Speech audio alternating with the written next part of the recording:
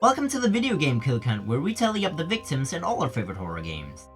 I'm Natalie Rode, and today I'm covering The Bunny Graveyard, released in 2023 by Peachon Games. The Bunny Graveyard is a pixel art horror game about a bunny who seeks to find the truth behind her horrifying existence. I randomly found the game while looking on the Steam front page, and it has now become one of my favorite horror games. The game was initially intended to be released in episodes as DLC for the first one, however, due to time constraints, excessive cut content, and the impracticality of requiring players to purchase DLC for a game unnecessary to play the sequel, the developers decided to make the would-be second episode a standalone sequel, which is not only a smart decision on the developer's part, but it also rids me of the dilemma of whether or not I should put the episode's name in the title. An update was released in December 2024, not long after its release on the Nintendo Switch, that consisted of several graphical improvements, voice acting, new cutscenes, and even some extra kills, much to my surprise. It also added a bunch of minifigure collectibles that can be obtained through the game's currency, which can be found throughout the game's areas or earned through achievements. And don't worry, there are no microtransactions here. How many kills does this Bunny Graveyard really have? Let's hop on over to them and find out. The game begins with a view of a computer where the user can access a few programs, such as when revealing that at least 2 characters aren't quite ready to be put on the count just yet. Their main interest is this program with a bunny icon that an error message says they don't have the permission to open. Being the stubborn user that they are, they keep trying to open it, which eventually causes everything to go purple, leaving them with this glitchy icon. Clicking on it brings them to this sequence somewhat reminiscent of Deltarune's first chapter, where the cursor follows this, butterfly-looking thing through the woods, and upon reaching a clearing, they are met with a black screen. It suddenly becomes not so black anymore when a rift starts opening and the cursor is eventually sucked into the computer and sent to a title card. Wait, no, that's not the name of the game. They wake up in a garden and a brown glove with a silver ring approaches them, appearing as if they want to show them something. They enter the main garden area and see more brown gloves just hanging around. The silver-ringed glove, whose name is revealed to be number 8, leads the cursor to this garden's caretaker, Sky the Bunny, who wants them to lend a hand with gardening, saying that some of her handy pals are lazy and just sit inside and watch TV all day.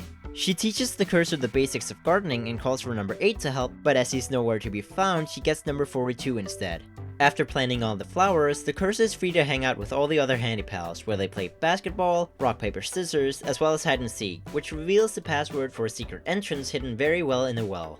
The code itself is in sign language and spells out ILBOX, likely short for I love box, a phrase seen on a graffiti-clad wall in the hideout. And wait, is this loss? The cursor meets Boxers, who initially admits to being suspicious of them, but says that if they win a competition he's starting soon, they'll gain his trust. The game plays a cutscene of all the handy pals waiting outside Sky's cabin while she's lecturing number 8, telling him that if any of the pals get past the labyrinth, things won't go well. She realizes how long everyone has been waiting and lets the handy pals in before going home, but when nighttime falls, number 8 sneaks out of bed in an attempt to escape the garden, but Sky quickly finds him and, despite his valiant effort to flee, she catches him, ripping him to shreds before crushing him, giving us her first kill of the game. After seeing Sky's true nature, the actual title card is shown, and the game returns to the hideout where Boxers reveals that he's hosting a fighting competition and that the cursor came just in time, as Iron Punch has gone missing. I wonder who that could be. They practice, select their name and entrance, and finally it's time to fight.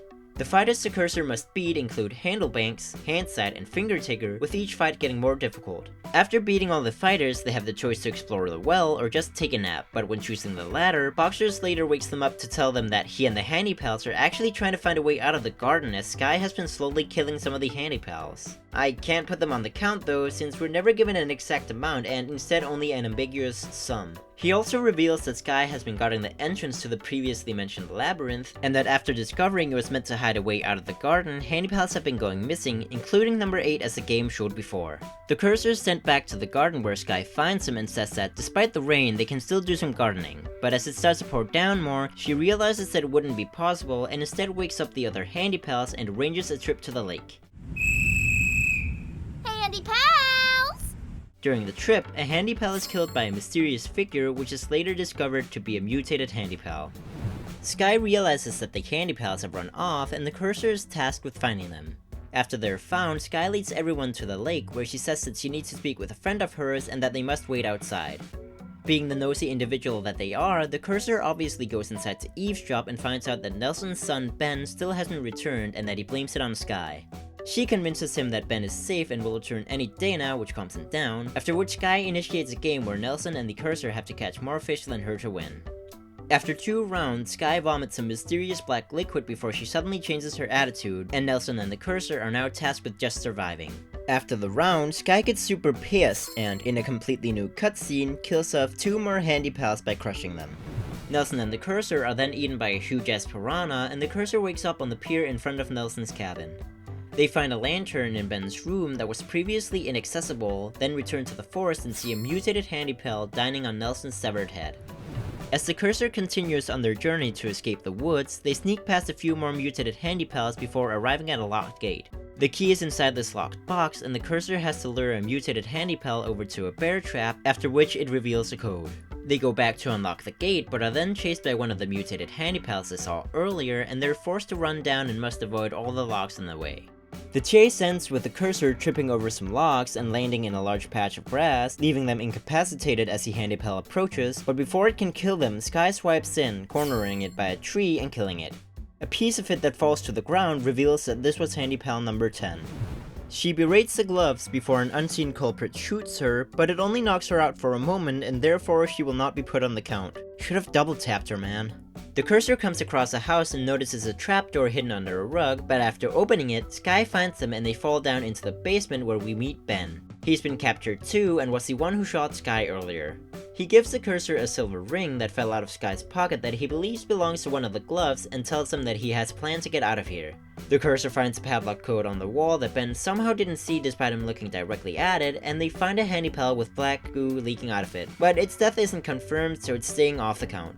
I will count this handy pal smeared on the wall though because, it's obviously dead. The Cursor also finds a crowbar that they use to take off the vent cover and sneak into a room where Sky is seen playing the piano.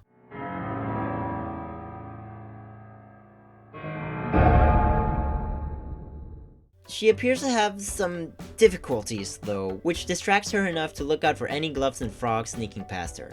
She doesn't look hard enough however, and Ben and the Cursor are able to sneak out unscathed. The Cursor is left with the choice of whether or not to tell Ben the truth about his dad, but for the sake of this video, the Cursor tells the truth. Ben misreads the situation and confronts him about their inaction, saying that all he did was for the gloves since he saw Sky killing their kind, but now accuses the Cursor of being just like her. He runs off, giving the Cursor no time to explain themselves, and their only choice is to continue forwards and get out of the woods. They return to the garden where the entrance to the labyrinth is no longer blocked and see 8 dead handy pals that probably tried to escape on their own, lying on the ground. The Cursor finds Boxer standing in front of the entrance to the labyrinth with 10 handy pals, and he is startled when he finally notices them. They give him the ring, which he recognizes as the ring number 8 wore, and mentions that Sky killed him before he could make it. Speaking of the devil, Sky hops in and says that none of this would have happened if he just followed the rules and that everyone who steps inside the labyrinth must be disciplined. Boxer accuses her of hiding something, which she doesn't take that well and kills the 10 handy pals by blowing her whistle.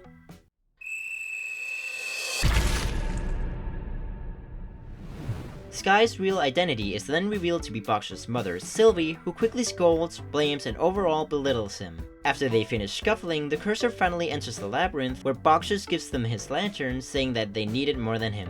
Before parting ways, Boxer realizes that Sylvie is coming for them, as she swiftly kills off Fingertaker in a devastating kill only added recently in an update.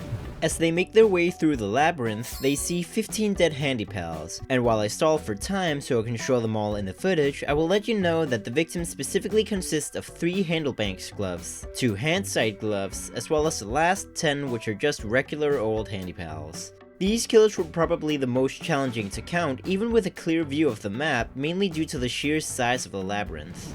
And yes, I'm only counting 15 kills here, even though we also see Handside's head laying on the ground, but just trust me, I know what I'm doing, okay?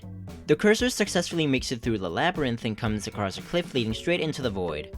Boxer then shows up and admits that he's been following them, explaining that since everyone is gone and he has nothing else to live for, he needs to see what lies on the other side of the void and proposes that he and the Cursor go together.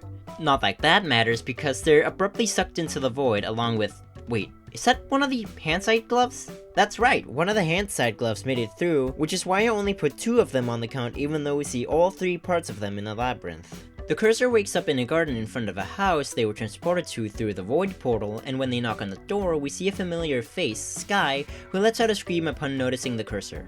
If the player has found all 18 collectibles, a bonus cutscene will play out featuring Arago and Akari who talk about Sky's awakening.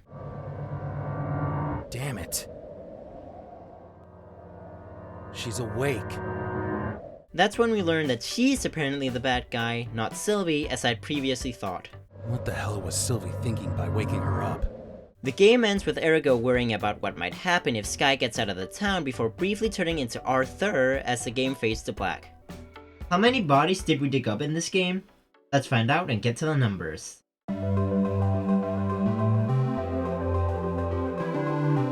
I counted 41 kills in the bunny graveyard. The victims included one amphibian and 40 handypals of mostly indeterminate gender, leaving us with this very brown pie chart. With an average playtime of 180 minutes according to how long to beat, that leaves us with a kill on average every 4.39 minutes.